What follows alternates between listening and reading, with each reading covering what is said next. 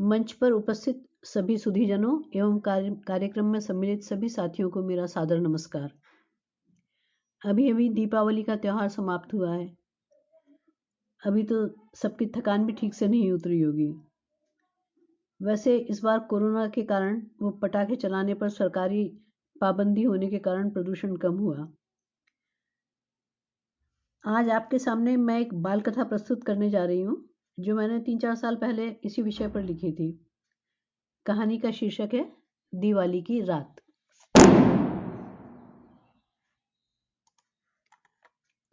दीपावली की रात थी। चारों तरफ पटाखों का शोर था। कहीं अनार छुड़े जा रहे थे तो कहीं बम चल रहे थे।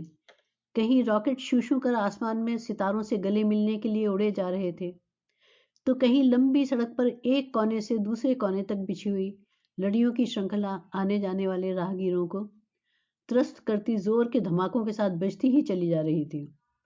सुरेश के यहाँ भी कॉलोनी के बहुत सारे बच्चे और बड़े एकत्रित हो गए थे और बड़ी धूमधाम के साथ पटाखे चलाए जा रहे थे। उसके घर के नीम के पेड़ पर गौरैया का नन्हा चूजा डरा सहमा हुआ घोंसले में अपनी माँ के पंखों के नीचे दुबका हुआ था। भय के मारे उसका कलेजा कांप रहा था। माँ बार बार उसे चोंच से सहला रही थी, लेकिन उसका भयभीत मन किसी भी तरह से आश्वस्त नहीं हो रहा था। कॉलोनी के अनेकों जाबांज कुत्ते इस समय पटाखों के डर से सड़क पर खड़ी कारों के नीचे दुबक कर बैठ गए थे। नीम के इस वृक्ष पर और भी कई प्राणी रहते थे। बगल वाली डाल पर बंदर मामा का परिवार रहता था। ऊपर वाली डाल पर खुराफाती भूरी बिल्ली रहती थी। नीचे वाली डाल पर गिलहरी मौसी का घर था।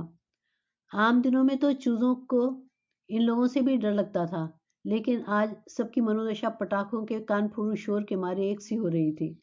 तभी अपनी दिशा से भटक कर एक रॉकेट सीधा नीम के पेड़ की तरफ आया और पत्तों के बीच में दुबके बंदर मामा के छोटे से बच्चे की पीठ में चुभ गया।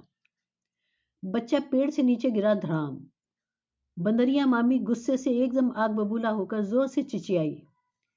उसकी आवाज सुनकर ढेर सारे बंदर आसपास के सारे पेड़ों से भागकर नीम के पेड़ के पास आ गए और सबने मिलकर वहां जोर से धावा बोल दिया, जहां कॉलोनी के लोग मिलकर पटाखे चला रहे थे।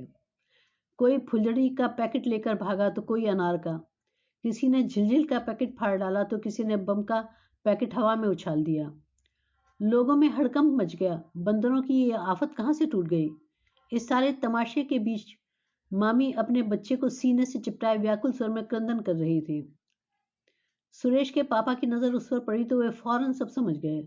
उन्होंने तुरंत ही डॉक्टर को फोन कर बुलवाया और नन्हे बंदर का उपचार करवाया। उसे चोट अधिक नहीं लगी थी, लेकिन वह बहुत डर गया था। उस दिन पटाखे चलाने का कार्यक्रम उसी वक्त स्थगित हो गया।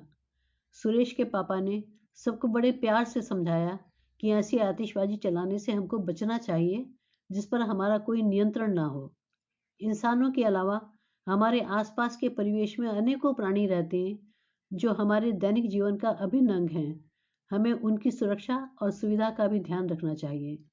पेड़ पौधों की सुरक्षा का भी ध्यान रखना चाहिए। अनार आदि चलाने से दूर तक और देर तक चिंगारियां धरती पर गिरती रहती हैं, जिनसे पौधे झुलस जाते हैं। सबने सुरेश के पापा की बात का अनुमोदन किया और संकल्प लिया कि आइंदा वे कभी ऐसे पटाखे नहीं चलाएंगे जिनसे हमारे पर्यावरण को हानि पहुंचे। धन्यवाद।